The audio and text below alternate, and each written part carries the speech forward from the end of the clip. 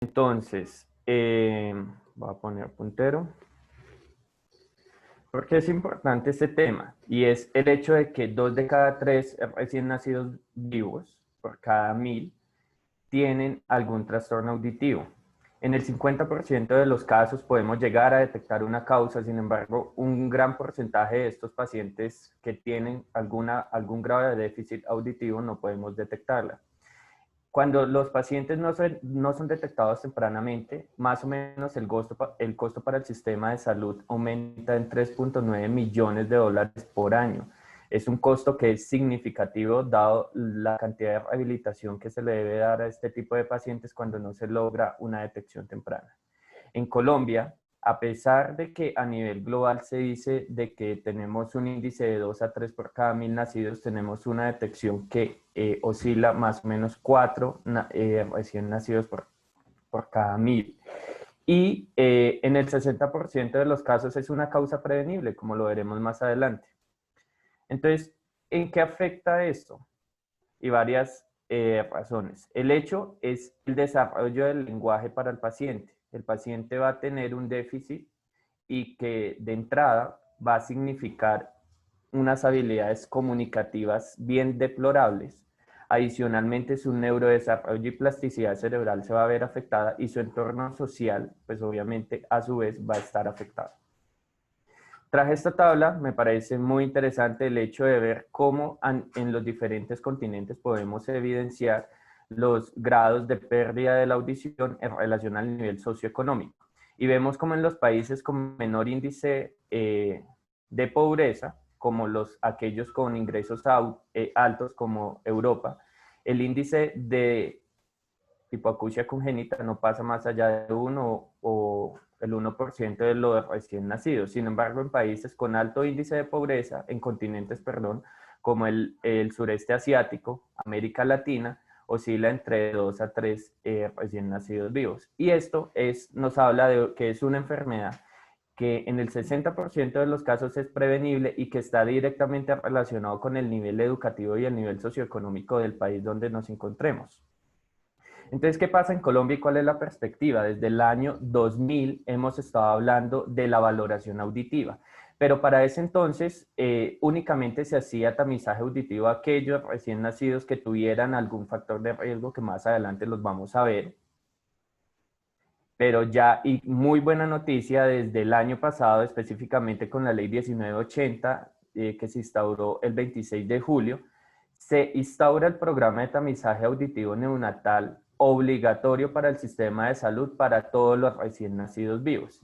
Y esto básicamente lo consideramos un derecho esencial al derecho de la salud, y es que se debe garantizar por el sistema de salud, por la EPS, tanto en nivel subsidiado como en nivel contributivo, la adecuada tamización auditiva en todo recién nacido que nazca en nuestro país. Entonces, ¿cómo definimos hipoacusia? Aquella pérdida de la audición que cae por debajo de 20 decibeles, y esto se da en el umbral de la vía aérea, tanto en la parte ósea como en la parte aérea, con umbrales auditivos que son inferiores al nivel normal. El nivel normal entonces está por encima de 20 decibeles en todas las frecuencias. Esta es una imagen de un audiograma normal, donde vemos que la audición pues radica en este caso con un promedio tonal auditivo en 0, pues que se considera normal. Debajo de 20 decibeles, consideramos que las pérdidas se empiezan a instaurar, siendo leves hasta 40, moderadas hasta 60, severas más o menos 60-70 y profundas hasta más o menos 100. Ya cuando hablamos debajo de 100, estaríamos hablando con una cofosis o ausencia de respuestas auditivas. Respecto a la hipoacusia congénita, y algo que nos debe quedar claro, es que hasta un tercio de los pacientes tienen una causa que es medioambiental evidente, como es las infecciones perinatales, como el TORCH, infecciones asociadas al recién nacido, hipoxia, hemorragia intraventricular por trauma obstétrico, y 2/3 partes de estas son pacientes que no tienen ninguna de este factor exposicional, pero y se atribuyen a causas genéticas, o sea que estamos hablando de un 66%. ¿En qué ahonda esto? Que el 70% de los pacientes sordos no tienen un síndrome evidente, es decir, son personas que nacen completamente normal y de no hacerle un tamizaje auditivo no nos damos cuenta de que tienen algún déficit de audición. Solo un mínimo porcentaje, el 30% de los niños que nacen, tienen alguna patología asociada y son evidentes al examen físico. Entonces vemos niños que tienen de pronto algún trastorno craneofacial, vemos que tienen algún tipo de trastorno ocular o que en su defecto tienen malformaciones del pabellón auditivo como microtia o anotia. ¿Qué podemos decir entonces de la infección congénita y la relación con hipoacusia? El TORS, lo que conocemos como toxoplasmosis, raviola, citomegalovirus, herpes y en algunos casos sífilis, que se le hace el control prenatal a las gestantes, que también está incluido en el plan obligatorio de salud. Sin embargo, en nuestro sistema, en algunas zonas alejadas no contamos con los adecuados controles prenatales, se nos escapa este tipo de infecciones que son tratables y a su vez sus consecuencias en el recién nacido. Vemos que las que más se asocian a hipoacusia son la raviola congénita, que puede estar asociada a una pérdida de la audición hasta el 66%, y el citomegalovirus, que depende, en los países en desarrollo como el nuestro, se puede oscilar hasta en un 33% de los casos, que son infecciones que en su mayoría son detectables simplemente con un adecuado control prenatal y que nuestro sistema de salud en algunas partes, pues digamos, es muy desfavorable. ¿Cuáles son los factores de riesgo para hipoacusia congénita? Y este concepto debe estar muy claro porque son los pacientes que yo llamo banderas rojas y son los que nosotros debemos ponerle cuidado. Aquellos pacientes que hayan tenido una infección en útero y para esto, de las que les estaba hablando, infecciones relacionadas al TORS, que se hace un adecuado control prenatal, pues lo podríamos detectar. Paciente con historia familiar hasta en 3 generaciones previas de sordera, que sea de origen neurosensorial, no una sordera adquirida. Pacientes que hayan necesitado UCI pediátrica, sea en el momento del nacimiento, UCI neonatal o UCI pediátrica ya después de los 28 días de nacido.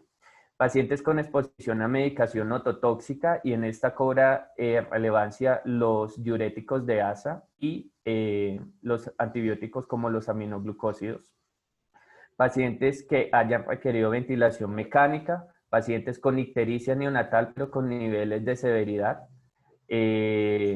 pacientes con anomalías craniofaciales y síndromes y pacientes sindrómicos, dentro de esto pacientes con Treacher Collins, pacientes con labio paladar hendido, pacientes obviamente con algún grado de malformación a nivel del pabellón auricular. Entonces estos pacientes debemos tenerlos presentes porque muy asociado a sus patologías sistémicas pueden incluir una sordera que no detectemos a tiempo. Los pacientes con meningitis siempre se les debe hacer tamizaje auditivo posterior a la recuperación del evento de la neuroinfección. Y pacientes con prematurez, se habla 800 prematuros extremos, principalmente menores con un peso al nacer de menos de 1.500 gramos. Desde el año 2007, la Academia Americana de Pediatría empezó a hablar de la importancia de hacer un adecuado tamizaje auditivo a todo recién nacido vivo, independiente de que sea un paciente que tenga un trastorno de base, o sea, los recién nacidos sindrómicos, o el recién nacido sano aparentemente por un examen físico, que como ya les había dicho, es el 70% de los casos. Y según la Academia Americana de Pediatría, se debe hacer mediante mediciones auditivas. Pacientes con alto riesgo, que son los que les acabo de nombrar, se les debe hacer potenciales de tallo cerebral, perdón, y los pacientes de bajo riesgo se les deben hacer otras misiones. Entonces, ¿cuál debería ser el ideal? El ideal es que todo paciente debe tener un screening inicial al momento de nacer.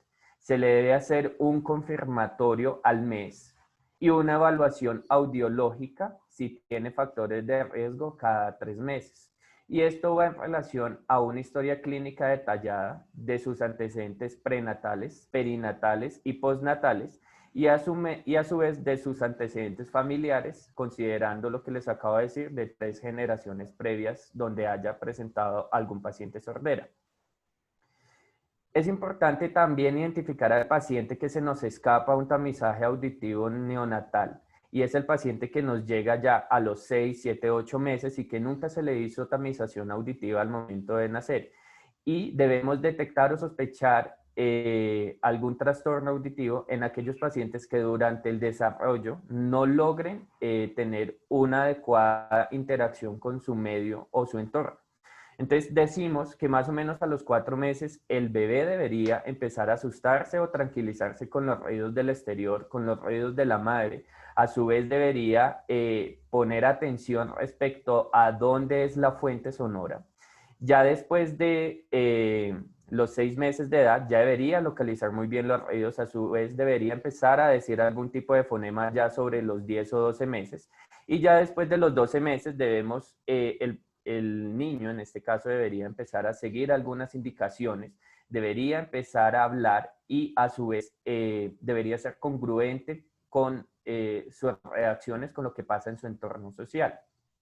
Entonces, muchas veces el paciente puede que no nazca sordo completamente, sino que tenga algún déficit de audición y este paciente pueda pasar el tamizaje auditivo inicial o puede que no lo detectaron, pero como en su neurodesarrollo se evidencia que el paciente se tranquiliza con los ruidos, el paciente tiene, digamos, reacción a su entorno social, pero ya cuando empieza a tener adquisición del lenguaje, vemos que no articula bien, es un paciente que adicionalmente no tiene un buen lenguaje, llegados los 2 años, este paciente también debemos empezar a sospechar. Puede que tenga no una pérdida completa de la audición, pero sí una pérdida que puede ser moderada o inclusive leve. Entonces, este es un resumen. La vía auditiva creo que es todo un compendio, pero les traje este video para que podamos contextualizarnos de cómo es la fisiología de la audición.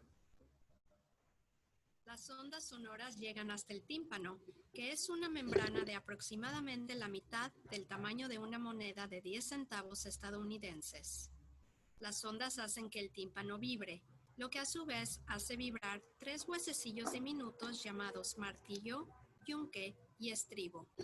Estos huesecillos amplifican o aumentan las vibraciones del sonido y las envían a la cóclea. La cóclea, que tiene forma de caracol, es del tamaño de un guisante o arveja y está llena de líquido.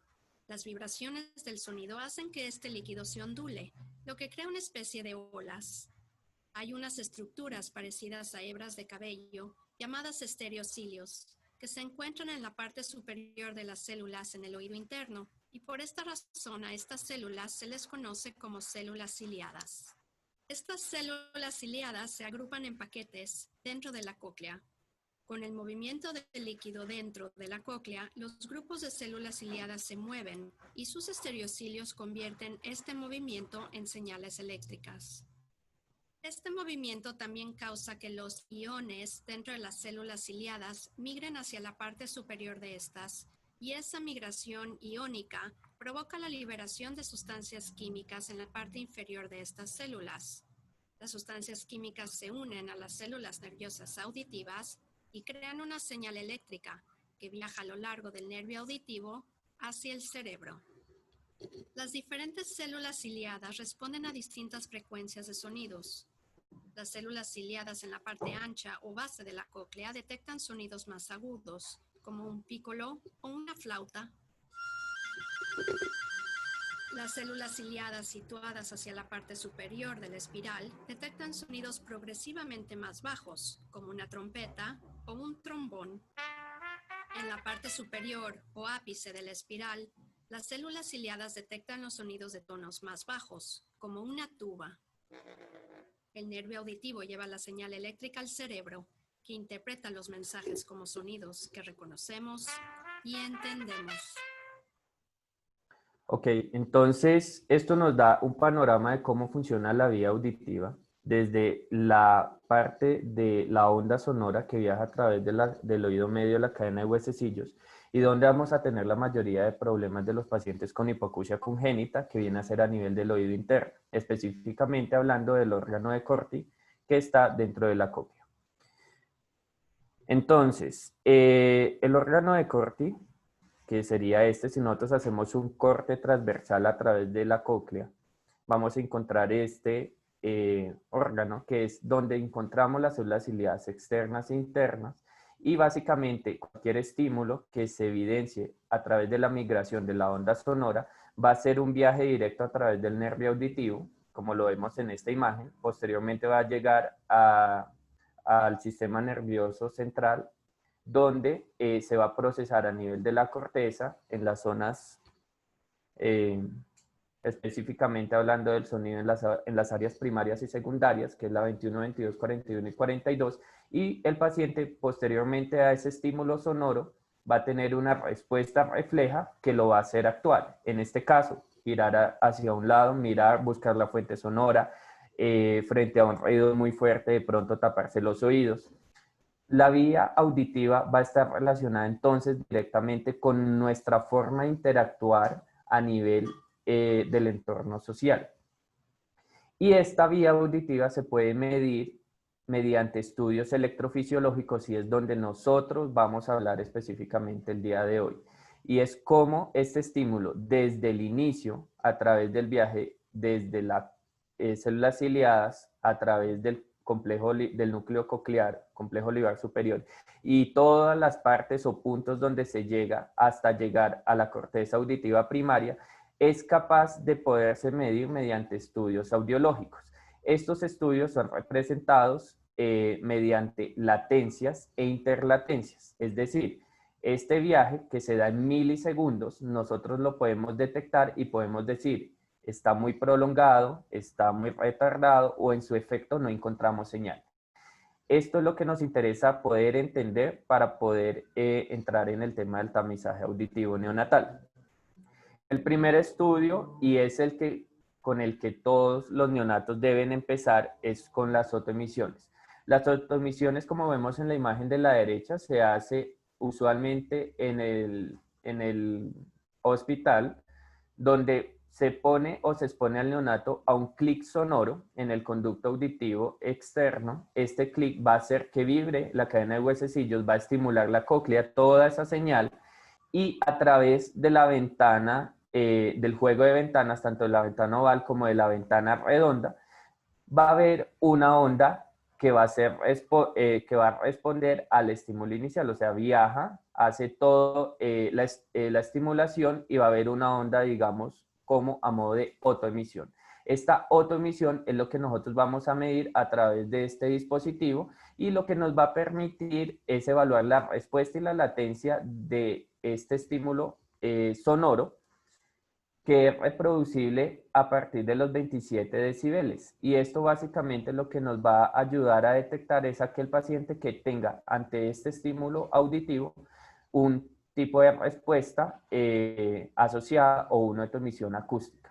Paciente que no tenga respuesta es un paciente que de entrada tiene una pérdida más allá de 30 decibeles. No podemos caracterizar qué profundidad de pérdida auditiva tenemos, pero digamos que es un buen screening inicial, que es el método de screening estandarizado en la mayoría de centros hospitalarios. En esta imagen de la derecha lo que les quiero mostrar es cómo con un pequeño estímulo en la medida en la que van aumentando la intensidad del sonido de 10 a 20 decibeles se genera una autoemisión acústica en respuesta, pero que realmente a partir de los 27-30 decibeles, que es donde nosotros medimos, es donde es más significativo, y por eso es que se estandariza más o menos a este nivel de audición que el paciente pueda tener una respuesta.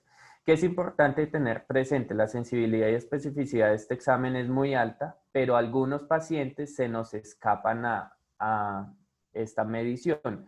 Es decir, que no todos los pacientes con una autoemisión adecuada o digamos normal no pueden llegar a tener alguna pérdida de audición. Y esto es porque la autoemisión está relacionada directamente con las células ciliadas externas. Si el paciente tiene algún trastorno en algún otro punto del órgano de Corti, puede que no la podamos detectar en un inicio. Ya un estudio mucho más específico son los VERA, o los potenciales evocados auditivos de tallo.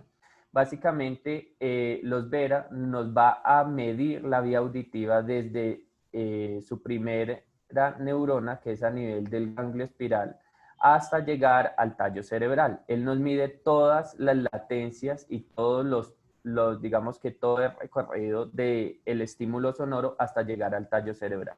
¿Qué es lo bueno? Que nos dice el umbral de audición, qué profundidad de pérdida tiene el paciente. A su vez, nos dice dónde probablemente pueda estar la lesión. Y ya hoy en día utilizamos otro, digamos que es un poquito más avanzado, que son los potenciales abocados de estado estable. Este nos va a ayudar a detectar no solamente el umbral, no solamente el topodiagnóstico, sino que adicionalmente nos ayuda a detectar la frecuencia y la profundidad por cada frecuencia de la pérdida auditiva. Acá vemos una imagen de cómo se toma el estudio. Se toma con el paciente dormido o se le dice al papá que trasnoche al bebé para que el paciente no se incomode. Se conecta, digamos, unos electrodos simulando todo el estímulo también a nivel de la corteza cerebral y se le coloca, digamos, una especie de audífonos o, digamos, o taponcitos a nivel del conducto auditivo externo y se hace mediante un estímulo que es por un software, se va colocando unos clics sonoros en diferentes intensidades y frecuencias y se va viendo la respuesta, digamos que se dibuja a través del potencial auditivo. Si hay o no respuesta y se mide más o menos, se estandariza unas profundidades o niveles auditivos basales y en la medida en la que el paciente no vaya respondiendo, se va aumentando la intensidad hasta poder detectar el umbral de audición de ese paciente, sea normal, sea con una pérdida leve, moderada, severa, o si el paciente no tiene ningún tipo de respuesta, un paciente que es completamente sordo. Y esto es lo que les quería graficar, lo que les estaba hablando anteriormente. Y es que los potenciales de tallo cerebral en cada punto de la vía auditiva hasta llegar a la corteza son factibles de ser medidos. Y nosotros lo vamos a medir en milisegundos porque la señal sonora viaja desde el estímulo a través del conducto auditivo externo hasta su procesamiento en la corteza cerebral en cuestión de milisegundos. Entonces podemos determinar si en cada estación de la vía auditiva el paciente tiene o no una latencia que está demorada o una latencia que no, o digamos una señal que no se evidencia.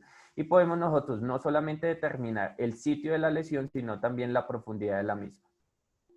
Entonces, el algoritmo que propongo básicamente es que todo neonato con factor de riesgo o sin factor de riesgo debe tener un tamizaje auditivo neonatal. Si el paciente tiene por historia clínica a nivel prenatal, perinatal, postnatal o por historia familiar algo que nos haga pensar en que puede tener algún grado de pérdida auditiva, este paciente, si lo presenta de entrada, empecemos con potenciales de estado estable o potenciales evocados auditivos. Si por el contrario el paciente es un niño sano, nació sin ningún problema, un ADGAR adecuado, no tiene factores de riesgo heredofamiliares ni en sus controles prenatales, si es un neonato que se le dio salida al otro día, empecemos con autoemisiones. Si las autoemisiones salen alteradas, este paciente si lo mandamos a unos potenciales de tallo cerebral. Entonces, ¿cuál es el enfoque multidisciplinario que deben tener estos pacientes? Y es el hecho de saber de que se le pueden considerar estudios imagenológicos a aquellos que tengan algún grado de déficit auditivo tanto en las autoemisiones como en los potenciales, o también considerarse estudios de imágenes y de laboratorio. Respecto a los estudios de laboratorio, ¿qué nos dice la literatura? Solo el 1% o menos de los pacientes con sordera tienen alterado estos estudios. Entonces no es algo que nosotros debemos considerar de entrada a solicitar. Y más debemos pensarlo únicamente si el paciente tiene una historia familiar de sordera que esté relacionada con algún síndrome, por ejemplo el síndrome de Pendred, que está asociado a hipotiroidismo, o si está asociado con un síndrome de Usher, entonces el paciente adicionalmente tiene trastornos oculares, entonces debemos considerar estudios adicionales. Pero si el paciente no tiene ninguno de estos factores y por historia clínica no tenemos nada sindrómico en qué pensar, los estudios de laboratorio realmente no se consideran de entrada. test genéticos para la sordera. No todos los centros de salud ni todos los sistemas de salud permiten el estudio. Sería lo ideal para parte de investigación y tamizaje epidemiológico, pero digamos que esa no es la realidad. ¿Qué podemos decir? El 50-60% de los pacientes tienen una mutación asociada al gap-junction beta 2, que esta es una proteína, un gen que nos codifica una proteína que se llama conexina 26.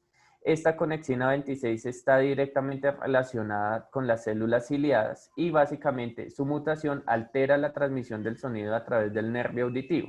Por esto es que estos pacientes tienen una sordera congénita. Esta es una imagen del órgano de Corti dentro de la cóclea y si se dan cuenta hay múltiples sitios que pueden ser susceptibles de mutaciones, tanto en la estría vascular, a nivel de las células ciliadas externas internas, a nivel de la membrana tectoria o en la membrana basilar. Entonces son múltiples genes que se pueden tener alteraciones o proteínas que pueden tener alteraciones genéticas que están directamente relacionadas o indirectamente relacionadas con la transmisión de la señal eléctrica y eso hace que a nivel auditivo presentemos, digamos, sordera clínicamente. Otro de los genes asociados es este gen, como ustedes lo ven. Este gen en el 20% de los pacientes que se les hace estudios genéticos está presente, su mutación, y es el que está asociado con el síndrome de Pendred. Este es un trastorno que es autosómico recesivo y el paciente adicionalmente presenta hipotiroidismo, ya les había dicho. Entonces, ¿qué podemos decir de los estudios genéticos? Más de 100 genes involucrados en la sordera congénita. Y sería el ideal buscar cada una de esas mutaciones, pero no todas las veces podemos contar con el acceso a ellas. Esto teniendo presente que son niños que no tienen ninguna otra patología de base, que son pacientes que son sanos y su único antecedente es que tienen algún grado de sordera. Estos son, digamos que una tabla de los genes más comúnmente afectados o encontrados en los pacientes que tienen sordera congénita. Y la idea de todo esto es, y lo que les quiero mostrar es que la mayoría de pacientes con sordera, su mutación es autosómica recesiva. O sea, no es un patrón de herencia autosómico dominante, sino que se presenta más o menos en 1 de cada 4 de hijos. Respecto a los estudios imagenológicos, la literatura nos dice que es fundamental su realización, o sea, todo paciente con sordera debe contar con un estudio imagenológico y esto se puede considerar o tomografía de peñasco de oídos o se puede considerar la realización de una resonancia magnética con énfasis en ángulo pontocerebeloso y esto con el fin de ver el nervio auditivo como lo vemos acá, justo saliendo en su origen aparente. Y acá vemos parte del vestíbulo. En este caso, esta es una imagen de un oído derecho donde vemos el canal semicircular lateral y parte del laberinto. Y vemos cómo el hallazgo más comúnmente encontrado en los pacientes con sordera es la presencia de acueducto vestibular dilatado.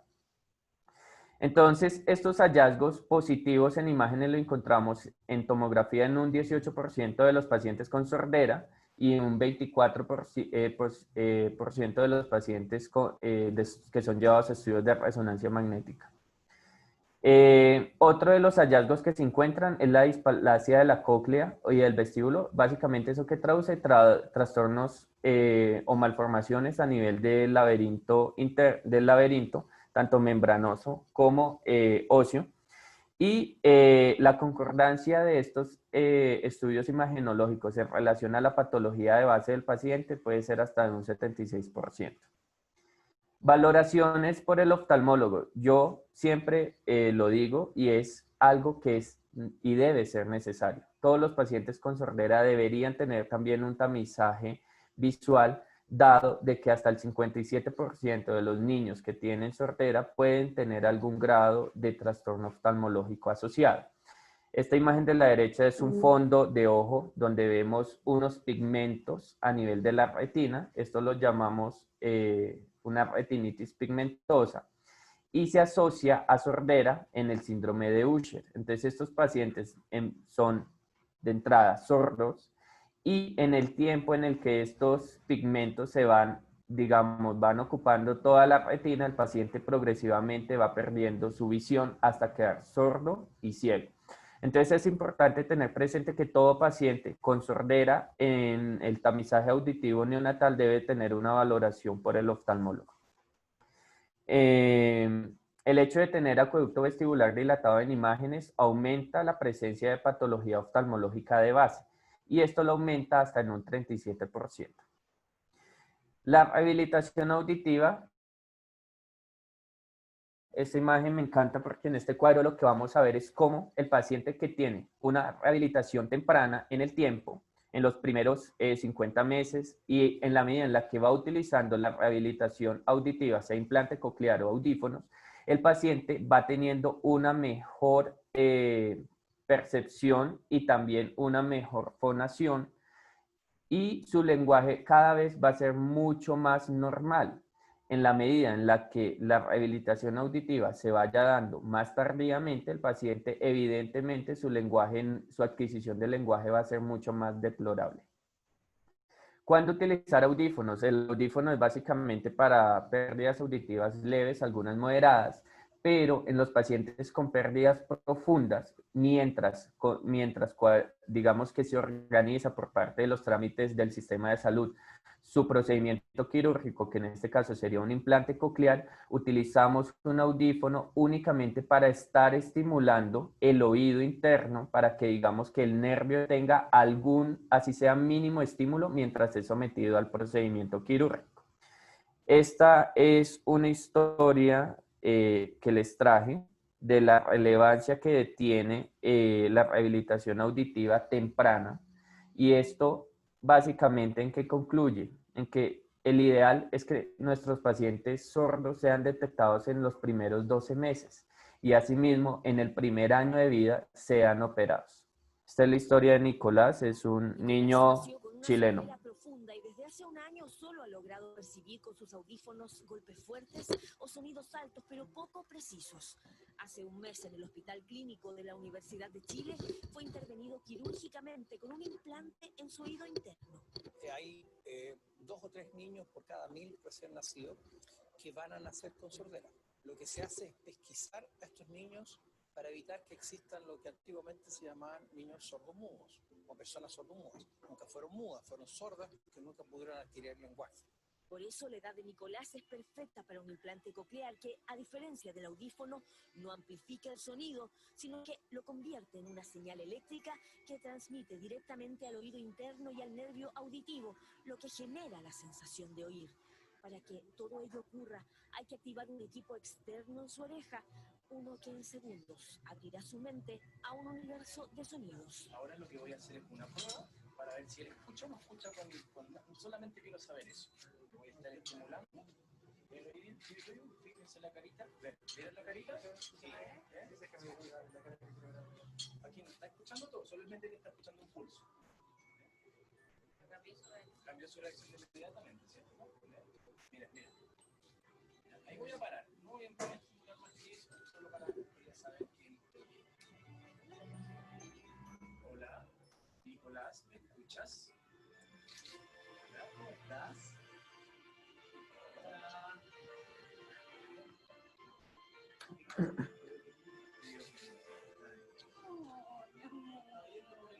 Eso es lo que queremos lograr.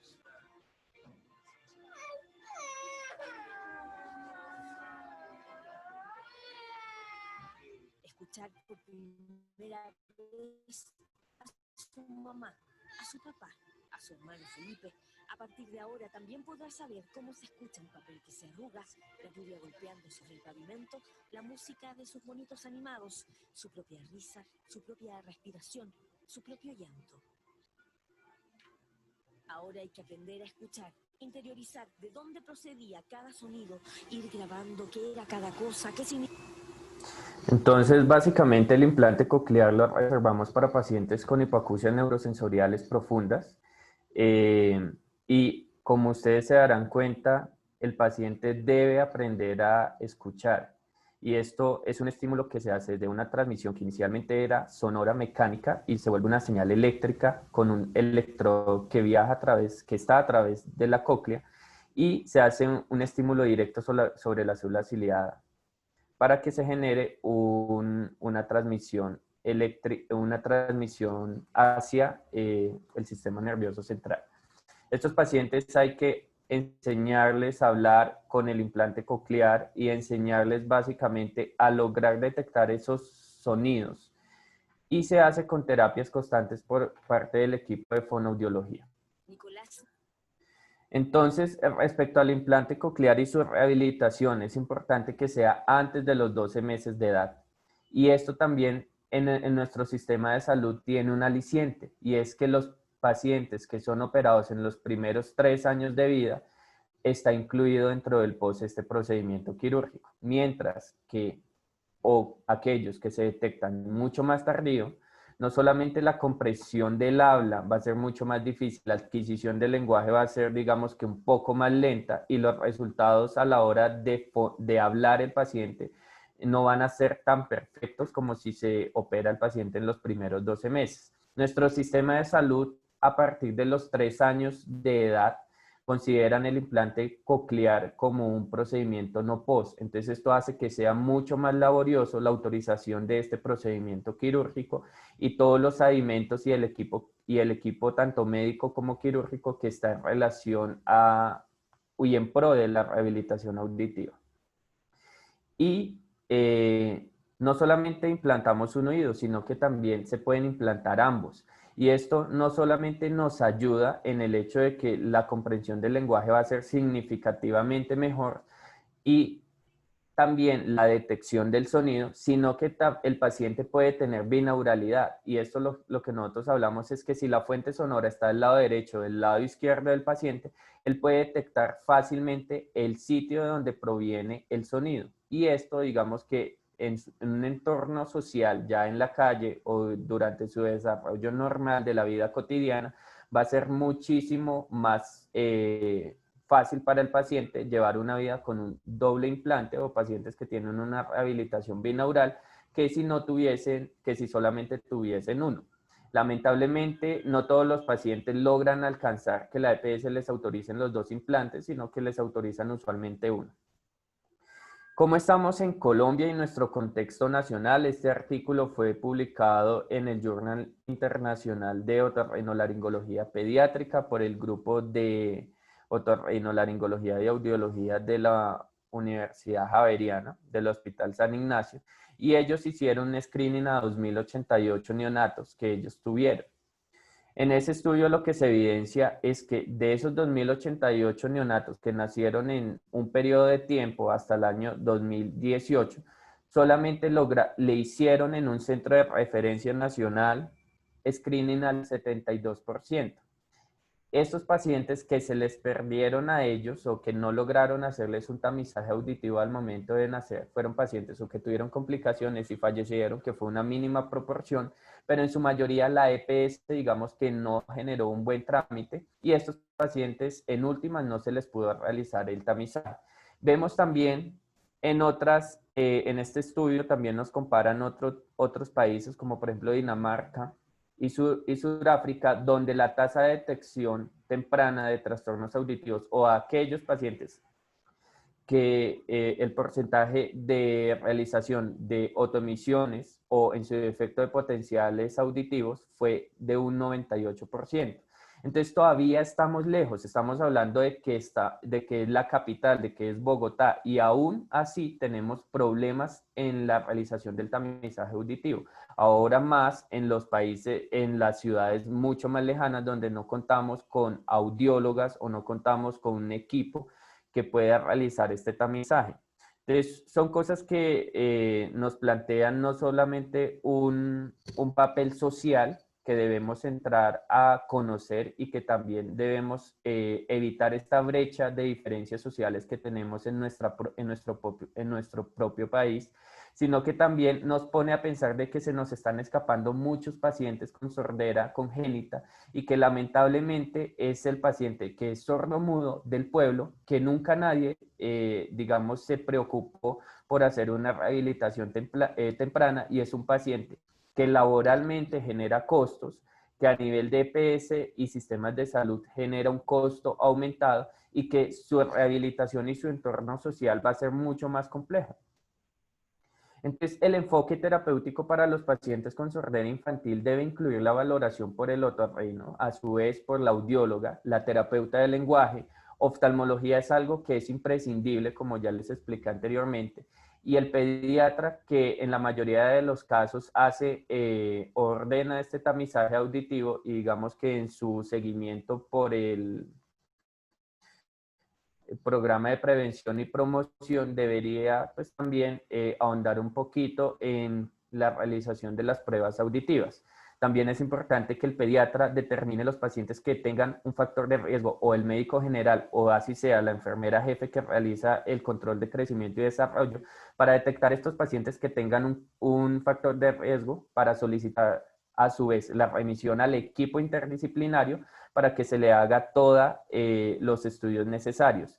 Y evidentemente los pacientes que tengan un trastorno sindrómico, claro, por examen físico, pues deben ser remitidos a genética para que idealmente se le haga un test genético. ¿Qué podemos decir entonces del tamizaje auditivo neonatal? Es imprescindible su realización en todo recién nacido a nivel global y específicamente en nuestro país. Debemos eliminar la brecha social que tenemos hoy en día, y su detección temprana y su realización temprana para la detección de los trastornos auditivos en los primeros 3 meses o 3 años de edad realmente va a afectar el desarrollo social y del lenguaje del paciente. A su vez, la identificación de estos pacientes o pacientes con algún grado de sordera, sea congénita, adquirida o una sordera tardía, va a determinar a su vez el manejo pronto de los mismos. Este es el hospital donde actualmente me desempeño, el Hospital Universitario Clínica San Rafael. Nuestro servicio de otorrino siempre está dispuesto para recibirlos a ustedes, dudas que tengan y inquietudes. Muchísimas gracias. No sé si haya alguna pregunta. Muchísimas gracias, doctor. Vamos a pasar al espacio de preguntas, entonces nos pueden ir escribiendo en el chat y las vamos resolviendo.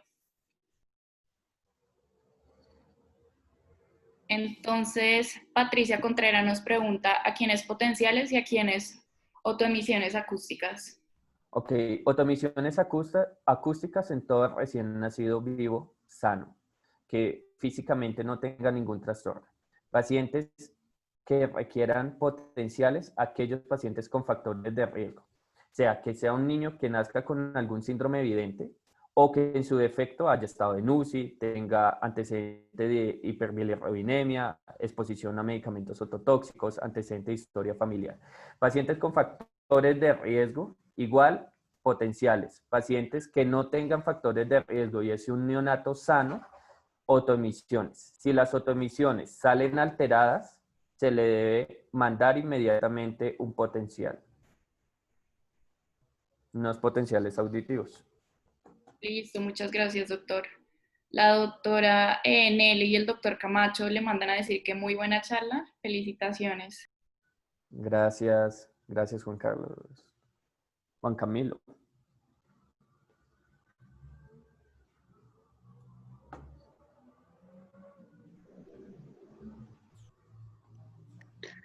Buenas tardes, noches. Yo tengo una pregunta, ¿puedo hacerla directamente? Sí, dale. Gracias, doctor. Quería preguntarle, bueno, aunque la gran mayoría de pacientes suelen no asociarse a un síndrome o algo, como ya usted nos explicaba, en los pacientes, digamos, que encontramos una afectación infecciosa, por ejemplo, el caso de citomegalovirus, ¿cambia el pronóstico o la evaluación de los niños, digamos, con el tratamiento ganciclovir? O sea, ¿el ganciclovir ayudaría a limitar la pérdida auditiva? Y también saber si hay algún cambio, digamos, en el seguimiento que hay que hacer en estos niños. Muy buena pregunta. El citomegalovirus es la infección congénita más frecuentemente relacionada con hipoacusia. El ganciclovir o el uso de antivirales no está relacionado directamente con el pronóstico auditivo. La detección del citomegalovirus de manera temprana en los controles prenatales sí predice, según el trimestre, el grado de afectación que puede tener el paciente al nacer. Entre más temprana sea la infección, más riesgo de severidad respecto a la hipoacusia. Entre más tardía o si la infección se presenta en el tercer trimestre de embarazo, digamos que la posibilidad de presentar pérdida auditiva es muchísimo menor o la severidad va a ser muchísimo menor. Ahora bien, el hecho de detectar el citomegalovirus de una manera prenatal es la manera en la que nosotros podemos predecir de que este paciente de entrada debe ser un paciente en el que debamos realizar un seguimiento audiológico de manera inmediata al momento del nacer. Y no solamente hacerlo al momento del nacer, sino que en el caso de las infecciones congénitas, este seguimiento idealmente debe hacerse cada 3 a 6 meses, por lo menos durante los 2 primeros años de edad. Cuando en los 2 primeros años de edad evidenciamos que el paciente audiológicamente está dentro de un parámetro de normalidad, no sería, digamos, necesario continuar los estudios audiológicos, sino que podríamos decir que el paciente es un paciente que no va a generar algún déficit auditivo.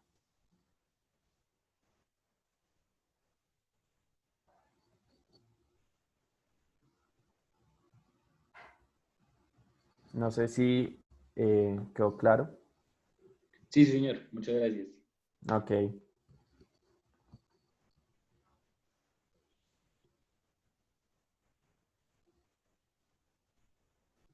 No sé si haya más preguntas. Bueno, creo que ya todo quedó muy claro. Entonces, ya para cerrar de nuevo, muchísimas gracias, doctor, y muchas gracias a todos los participantes que nos acompañaron el día de hoy.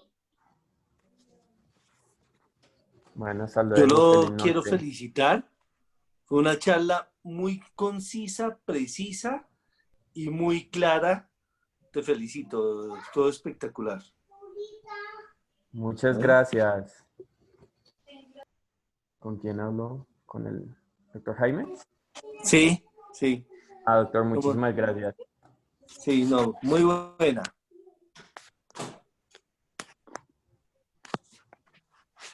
Listo, muchas gracias a todos. Eso fue todo por el día de hoy.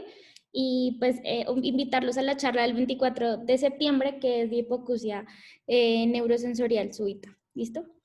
Hasta luego. Muchas gracias.